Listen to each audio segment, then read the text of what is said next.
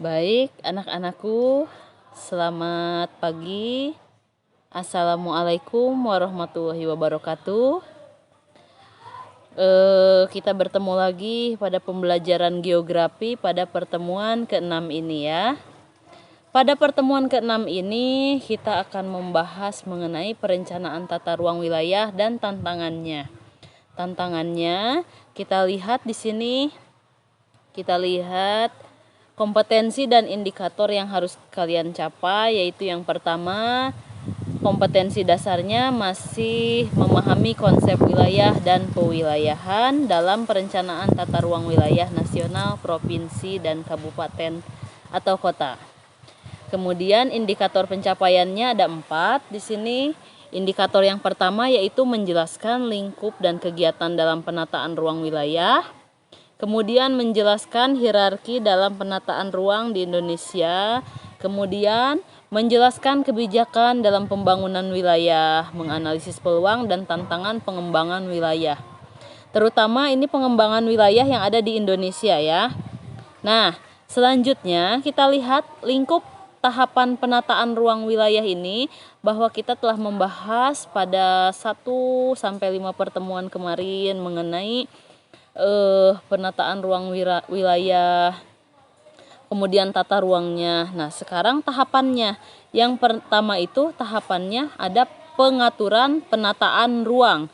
Jadi di sini kita harus mengetahui bahwa penetapan peraturan ini dicantumkan dalam undang-undang, termasuk pedoman bidang penataan ruang sebagai acuan penyelenggaraan penataan ruang. Misalnya jika suatu wilayah itu harus ada misalnya industri, harus ada AMDAL-nya. Nah ya, AMDAL, kemudian RTL, RPL-nya. Nah, setelah ada aturannya dalam penataan ruang, kemudian yang kedua yaitu pembinaan penataan ruang. Itu tidak boleh ditinggalkan, setelah diatur harus dibina. Nah, di sini dibina itu untuk apa? Untuk meningkatkan kinerja penataan ruang yang diselenggarakan oleh pemerintah daerah, masyarakat dengan fokus kegiatan untuk meningkatkan kinerja penyelenggaraan penataan ruang dalam suatu wilayah.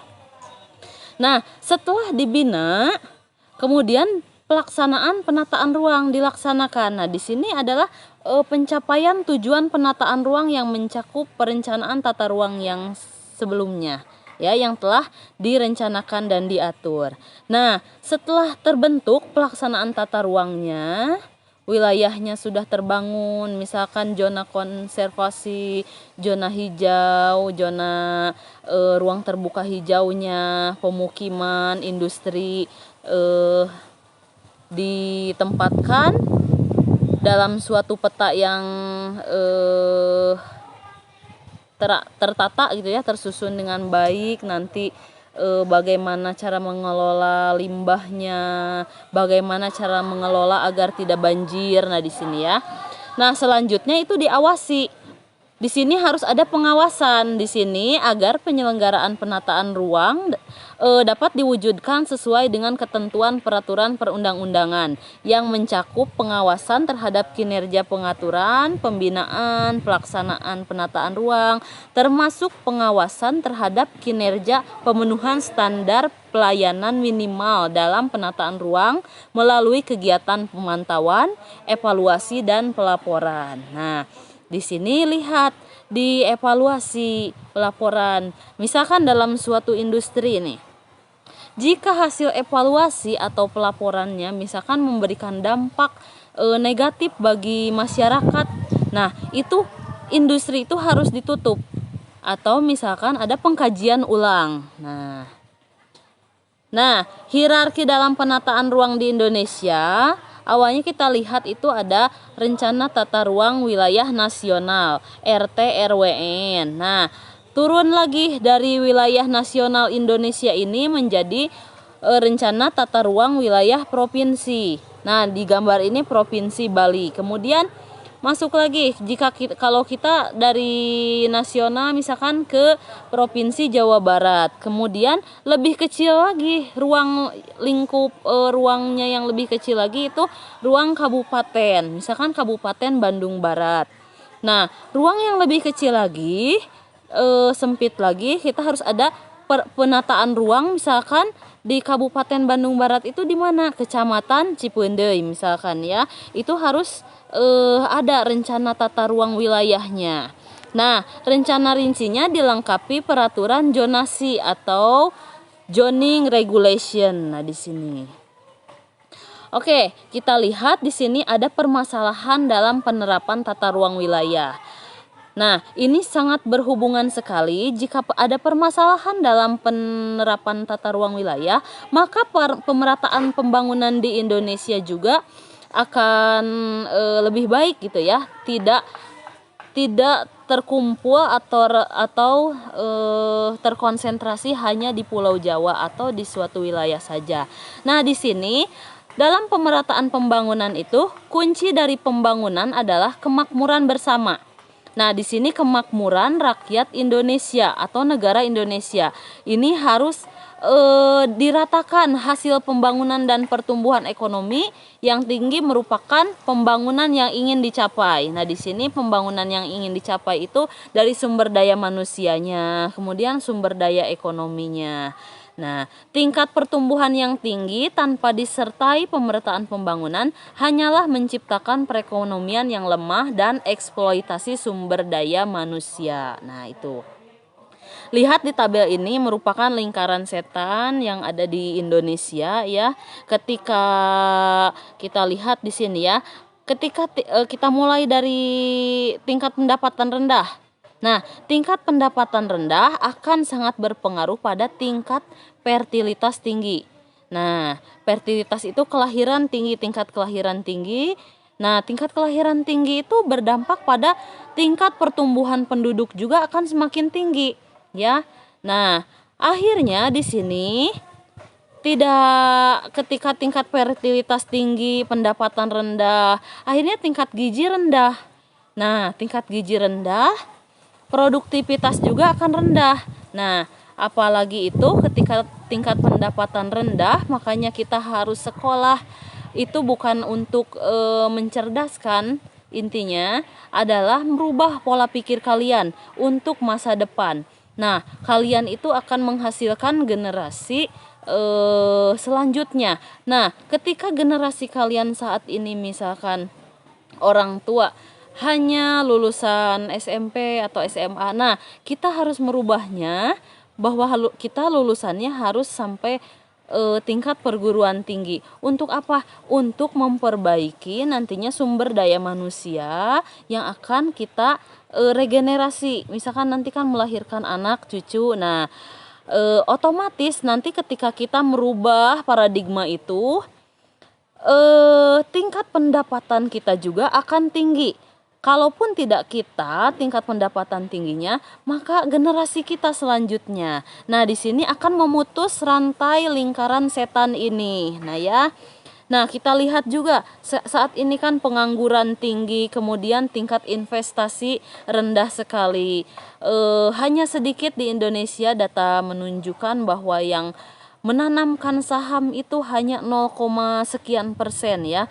Nah, investasi atau saving ya, tingkat saving atau nabung itu masih sangat rendah sekali. Nah, misalkan boro-boro untuk menabung, misalkan di sini. Ini ada permasalahan dalam penerapan tata ruang. Apalagi di sini permasalahan penerapan tata ruang ini ketika penduduk tinggal yang telah dibahas pada pertemuan sebelumnya, pertemuan keempat, tinggal di bantaran sungai. Sementara itu bantaran sungai antara 10 sampai 20 meter itu harus dikosongkan ya, karena untuk nanti ketika luapan banjir gitu ya, itu sudah ada dalam aturannya. Kemudian selain itu juga banyak sekali masyarakat yang melakukan urbanisasi ke wilayah perkotaan tanpa dibekali dengan ilmu pengetahuan, hanya diandalkan dengan tenaga. Tetapi pada saat ini yang dibutuhkan adalah skill atau keahlian. Nah, makanya generasi kalian bukan hanya pintar, tapi harus memiliki keahlian. Selanjutnya, kita lihat bahwa di sini tantangannya pada awalnya ada Millennium Development Goals atau disingkat MDGs. Ini pada tahun 2000, karena disebut milenium, itu tahun 2000 itu disebut zaman milenium. Para pemimpin dunia bertemu di New York mendeklarasikan MDGs. Pertemuan ini bertujuan untuk mewujudkan percepatan pencapaian tujuan pembangunan manusia yang lebih terarah dan diterjemahkan ke dalam sejumlah target dan tenggat waktu yang diukur dalam kuat. Nah, utamanya MDGs ini yaitu untuk pemerataan pembangunan manusia pada negara-negara berkembang, ya. Kita lihat di sini apa saja Millennium Development Goals itu, ada 8 yang ingin dicapainya. Nah, 8 hal ini, yang pertama yaitu tingkat kemiskinan, ya. Kemudian di sini extreme and hunger. Kemudian kedua yaitu buta huruf, ya. Yang ketiga yaitu di sini kesetaraan gender. Yang keempat yaitu reduce child mortality, yaitu kekerasan pada anak. Kemudian di sini fertilitas yang sangat tinggi. Keenam yaitu memberantas HIV atau AIDS, dan yang ketujuh yaitu lingkungan berkelanjutan. Kemudian yang kedelapan ini yaitu Global Partnership for Development, artinya di sini kerjasama dunia. Nah, di sini ya, kedelapan ini dari tahun 2000 sampai 2005 ini belum sepenuhnya dicapai. Nah, akhirnya diperpanjang dengan adanya di sini Sustainable Development Goals. Setelah 2015 MDGs itu belum berhasil, maka dilanjutkan sampai tahun 2030 itu SDGs atau Sustainable Development Goals. Nah, di sini suatu rencana aksi global yang disepakati oleh para pemimpin dunia, termasuk Indonesia, guna mengakhiri kemiskinan, mengurangi kesenjangan, dan melindungi lingkungan. SDGs ini ada 17 poin, ya. Nah, yang harus dicapai yaitu yang pertama, menghapus kemiskinan, ya, sama mengakhiri kelaparan. Ketiga, kesehatan dan kesejahteraan. 4, kualitas pendidikan yang baik, kesetaraan gender, air bersih dan sanitasi, akses ke energi yang terjangkau. Di sini nantinya ada energi terbarukan, pertumbuhan ekonomi, inovasi dan infrastruktur, mengurangi ketimpangan, pembangunan berkelanjutan, kemudian konsumsi dan produksi berkelanjutan, atau kita kenal dengan mengurangi sampah plastik, mencegah dampak perubahan iklim, kemudian menjaga sumber daya laut, menjaga ekosistem darat, perdamaian dan keadilan, kemudian revitalisasi kemitraan global. Artinya ketika di MDGs kita telah kerjasama antar global, nah di sini di SDGs kita harus ada revitalisasi kemitraan global. Artinya 17 masalah ini yang kita hadapi secara global yang berpengaruh di dunia, ya. Nah, SDGs ini berpengaruh untuk siapa yang tujuannya? Tujuannya yaitu untuk memajukan negara-negara yang berkembang di sini, ya. Nah, di peta ini sasarannya yaitu negara kurang berkembang dan negara paling terbelakang. Kita lihat di sini negara kurang berkembang, ya, yang warnanya orange, kemudian orange tua. Di sini negara paling terbelakang. Kebanyakan yaitu ada di Afrika. Sementara Indonesia itu negara kurang berkembang di sini, ya. Nah, makanya dari itu kenapa Indonesia masuk di sini? Karena Indonesia juga masih banyak sekali di sini belum bisa mengentaskan kemiskinan, kelahiran tinggi, kemudian aware terhadap lingkungan juga masih kurang. Nah, ya, makanya di sini masuk ke ranah SDGs. Selanjutnya di sini kita lihat bahwa rencana pembangunan jangka panjang nasional Indonesia itu, ya, kita di sini aja. Nah, Indonesia juga punya nih rencana pembangunan jangka panjang nasional, ya. Tadi secara global, kemudian negara kita. Dokumen Perencanaan Pembangunan Nasional yang merupakan jabaran dari tujuan dibentuknya pemerintahan negara Indonesia yang tercantum dalam pembukaan Undang-Undang Dasar Negara Republik Indonesia tahun 1945 dalam bentuk visi, misi, dan arah pembangunan nasional untuk masa 20 tahun ke depan yang mencakup kurun waktu. Jadi RPJPN ini dari 2005 sampai 2025. Nah, visinya apa di sini? Indonesia yang mandiri, maju, adil, makmur. Nah ya, inilah visi pembangunan nasional tahun 2005 sampai 2025. Nah, di sini kita lihat ini telah dibahas. Hierarki perencanaan pembangunan ini asalnya yang tadi kita telah bahas di slide sebelumnya, RPJP nasional ya. Kemudian ada ke provinsi, ke arah panahnya kabupaten. Nah, ini menjadi acuan ya. Nanti turun ke kabupaten kota, ke kabupaten kota, ke kecamatan gitu ya. Nah, kita lihat lagi di sini. RPJPN Indonesia ini yang dilakukan yaitu 4 poin ya pada pemerintahan saat ini. Itu terdiri dari 4 poin, yaitu pro pertumbuhan. Di sini pertumbuhan ekonomi UMKM ya yang telah dilakukan UMKM. Kemudian di sini pertumbuhan ekonomi mikro maupun makro di sini yang dilakukan oleh pemerintah. Pro penciptaan lapangan pekerjaan.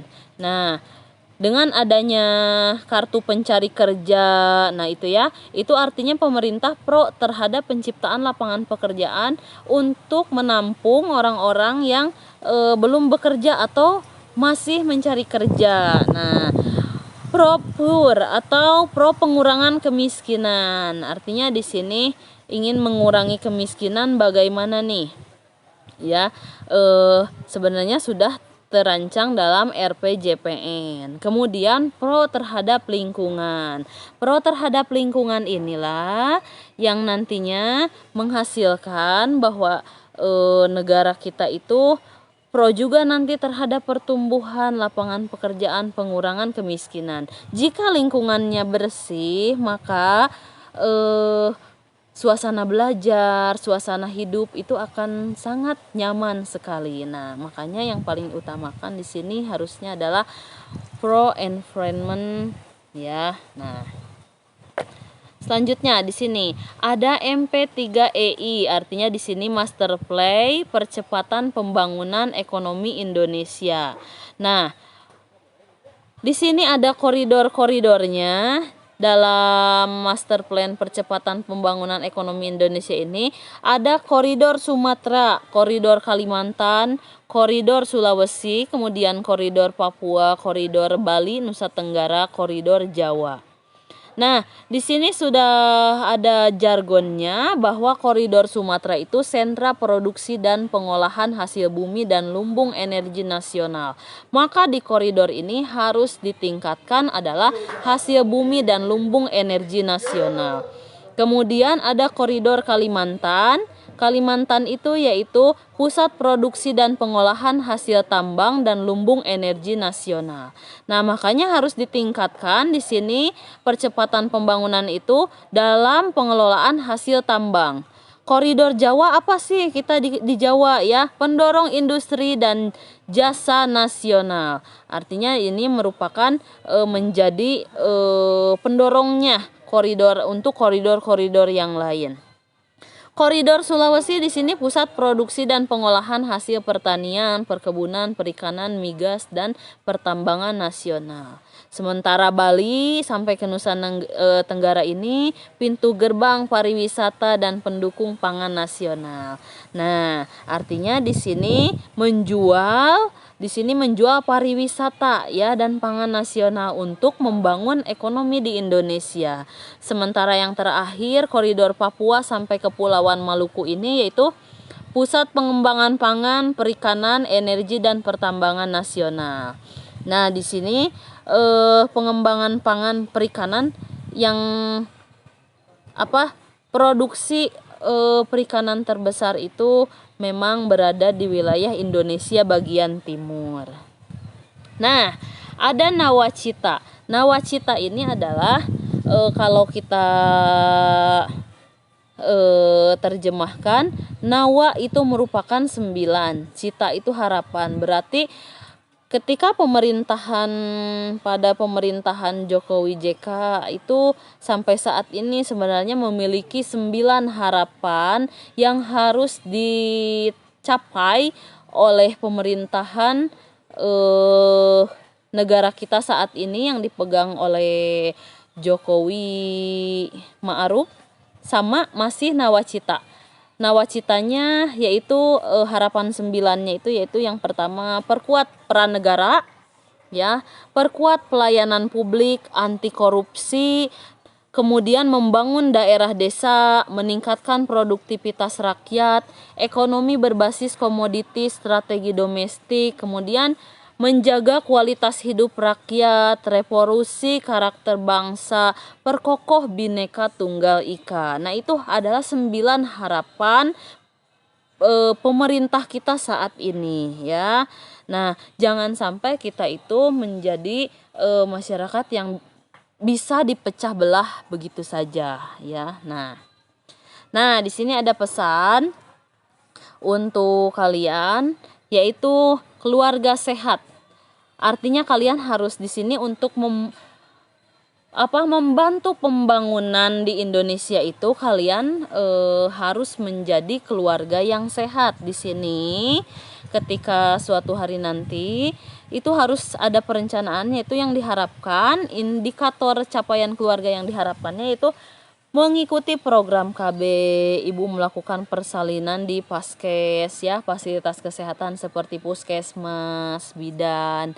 Bayi mendapat imunisasi dasar lengkap. Bayi harus diimunisasi. Bayi mendapat air susu ibu eksklusif 6 bulan. Bayi mendapatkan pemantauan pertumbuhan, artinya nanti ada posyandu, sering ditimbang. Kemudian penderita TB paru mendapatkan pengobatan sesuai standar, ya. Saat ini di puskesmas telah gratis. Kemudian penderita hipertensi lakukan pengobatan secara teratur. Kemudian penderita gangguan jiwa mendapatkan pengobatan dan tidak ditelantarkan.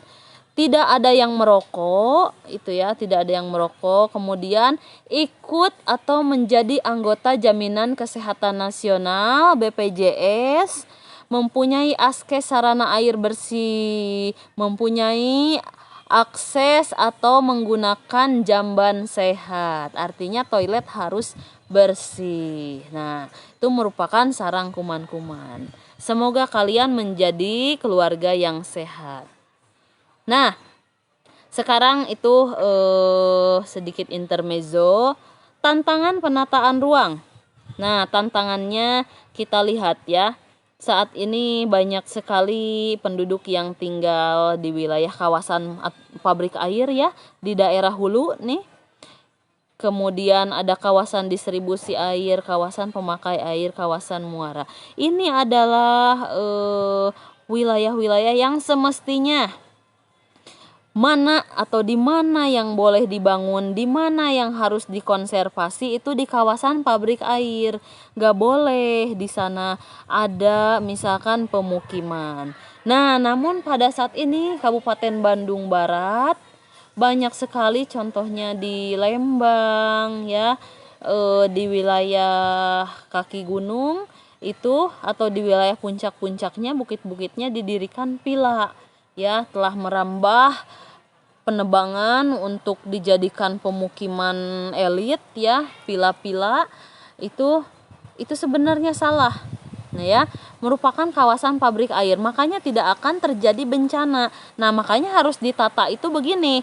Kita harus menghilangkan pemukiman, gak boleh dibangun. Itu sebelah mana yang harus boleh dibangun, sebelah mana. Nah, akhirnya nanti dari hulu sampai hilir itu terjadi keseimbangan atau terjadi saling melengkapi gitu, ya. Tidak ada bencana yang serius. Seperti yang kita lihat itu negara-negara maju penanganan terhadap bencananya telah baik. Berarti dalam penataan ruangnya juga telah baik. Kalau saat ini di Kota Bandung misalnya ada lahan kosong yang potensi untuk ekonomi padahal itu dilarang bangun. Nah, sebenarnya salah juga pemerintahnya. Pemerintah pusatnya tidak boleh mengeluarkan aturan pembangunan pada wilayah tersebut. Namun pada saat ini pemerintah telah aware terhadap lingkungan, tidak ada lagi insya Allah ya, tidak ada lagi yang menjadi perusak lingkungan.